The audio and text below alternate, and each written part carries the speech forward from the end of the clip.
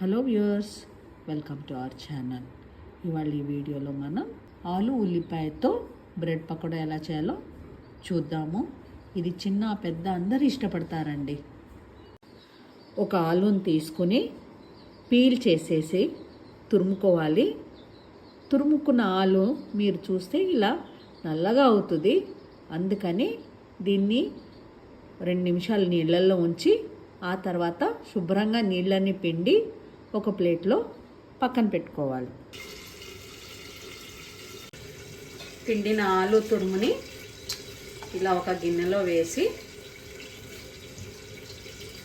2 medium size ఉల్లిపాయల్ని వీలైనంత సన్నగా తరుక్కుని తురుముకున్న ఆలుతో పాటు వేసి అందులో తగినంత కారము, కొద్దిగా ఉప్పు,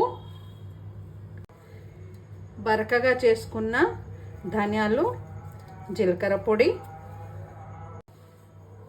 కొద్దిగా వాముని ఇలా 2 చేతుల మధ్యలో నలిపి వేయాలి.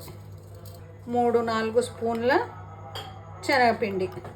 ఇందులో కొలత ఏమీ లేదండి, శనగపిండికి మన ఇష్టం. అన్నీ కలిపి ఇలా కలుపుకోవాలి. అన్నీ వేసి కలుపుకున్నాక ఇందులో కొద్దిగా నీళ్లు పోయాలి.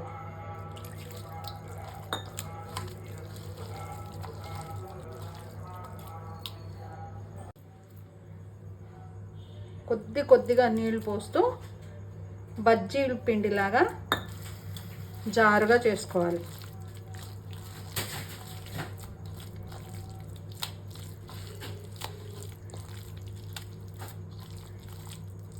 ఈ కన్సిస్టెన్సీ ఉండాలి.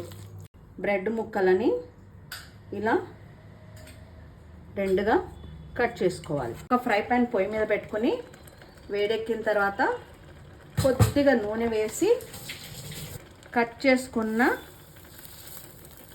బ్రెడ్ ముక్కలని కాల్చుకోవాలి. ఇలా కాల్చుకోకుండా కూడా చేయొచ్చు. కాల్చి చేస్తే మాత్రం రుచి చాలా బాగుంటుంది.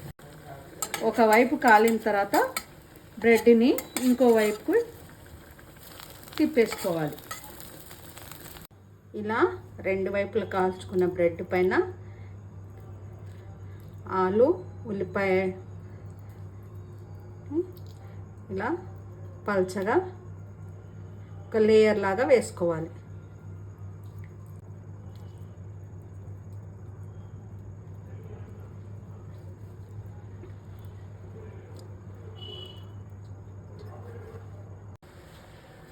మళ్ళీ ఫ్రై ప్యాన్ పొయ్యి మీద పెట్టి ఇలా కొద్దిగా నూనె పోసి ఫ్రై చేసుకోవాలి.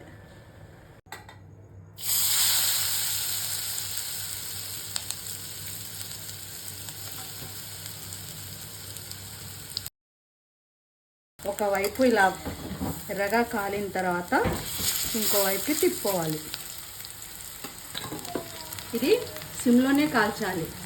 ఆలు ఉల్లిపాయలతో బ్రెడ్ పకోడా రెడీ అండి. ఇది డీప్ ఫ్రై చేయక్కర్లేదు.